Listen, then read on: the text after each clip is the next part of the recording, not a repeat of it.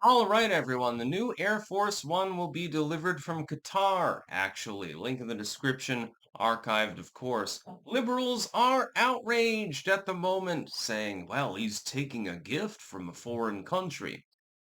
That being said, they are legally and morally wrong on every goddamn level. The old Air Force One is an aging jet. It needs to be replaced. Now, let me ask you a question. Let's say that Joe Biden had decided to requisition a new Air Force One, got it from a foreign nation. Maybe it's France, maybe it's China, who knows? Probably China in his case. Would any of these commentators have had a problem with it? No, they wouldn't have given a shit. They wouldn't have cared. Just like I don't care that Donald Trump has decided to get a jet from Qatar. He has repeatedly, over the last 10 years, pointed out that the air capabilities of the United States have become decrepit, and that some of these other countries are simply better at building, fielding, manufacturing, repairing, maintenancing, and putting forth aircraft. He has repeatedly mentioned this. In the context of what's happening in Newark, this takes up an entirely different grain of humor, actually.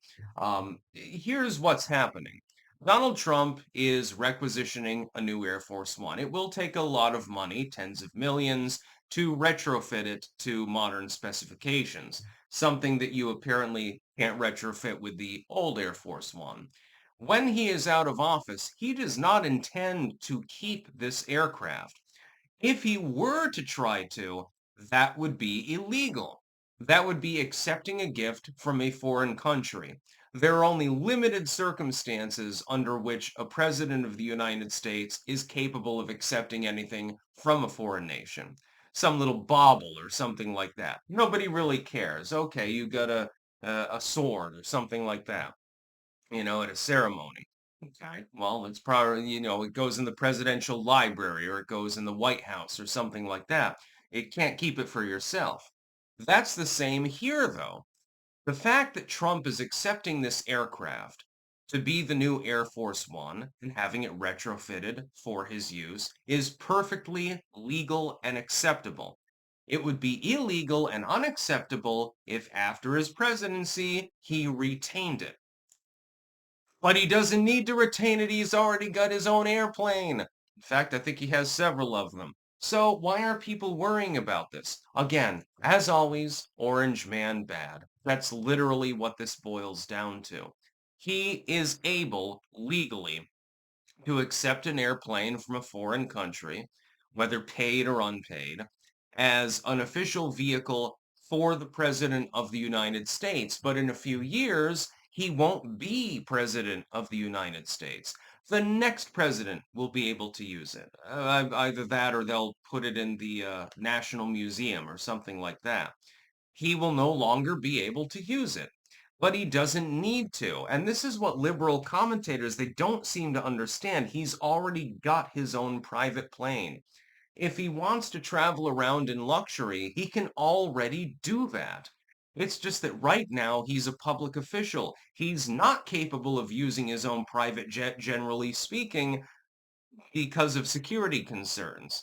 I mean, unless you wanted to retrofit, imagine, oh, yo, this would be hilarious. Imagine the reaction by liberals.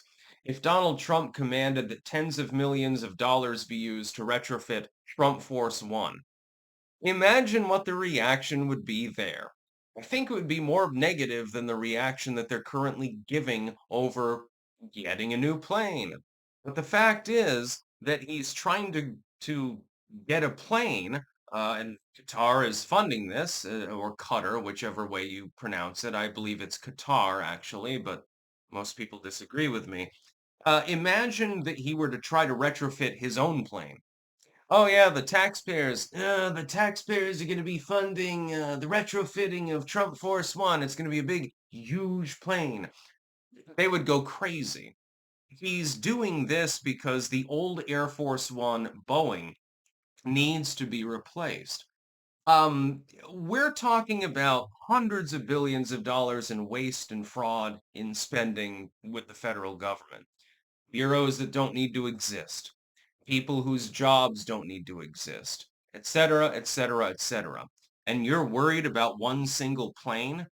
Oh, like the ones that they go into Davos, by the way, to talk about climate change. All of a sudden, it's a big issue. It's a big, big problem. Somehow, this is a huge problem, but all of these other things, yeah, they take a back seat. I would think that they're far more reasonable to talk about than this current issue. He's buying a plane, basically. Oh my God, a single Boeing 747. Oh, it's going to break the bank. You realize how much waste, fraud, and abuse has been uncovered by the Trump administration, right? It's like 175 billion. And they were looking to uncover more of it, and they're still digging for more. I think that that's a little bit more meaningful. Okay, so the plane has basically paid for itself. Why do you begrudge the literal president of the United States having a nice method of transit from location to location?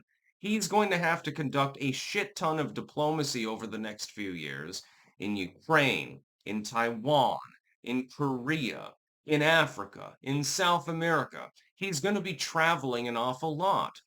I don't begrudge him the ability to have a plane that's properly retrofitted in order to do that and not get blown out of the sky or something like that. And if Biden had done the same thing, none of these people would have had any goddamn thing to say about it. About the only problem that I have is it wasn't, from the USA. It was from Qatar. But Boeing, I believe, is a company based in the United States. So it doesn't really matter to me. As long as it's properly retrofitted and he needs to have his own security staff go over it because apparently the Secret Service can't be relied upon for security reasons.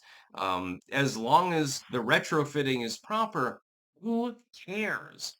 It is a drop in a bucket in the goddamn sea with regards to the spending of the federal government in general. And the old Air Force One, I can't remember which year it dates to, but it's dated. It's not that it's not posh. It's not that it's not functional. It's just that it's older. And so getting a new aircraft just sort of makes sense now, doesn't it? Once in a while, you have to do this. Why didn't the Biden administration, by the way, do the same thing? I wouldn't have complained about them doing that. I would have said, look, couple $100 million.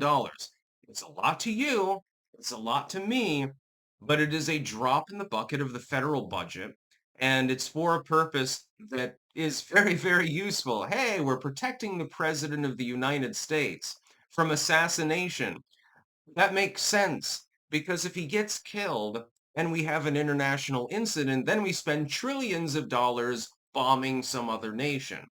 So I don't really have a problem with this. Actually, it looks like it might be fairly under budget, due to the Department of Government Efficiency.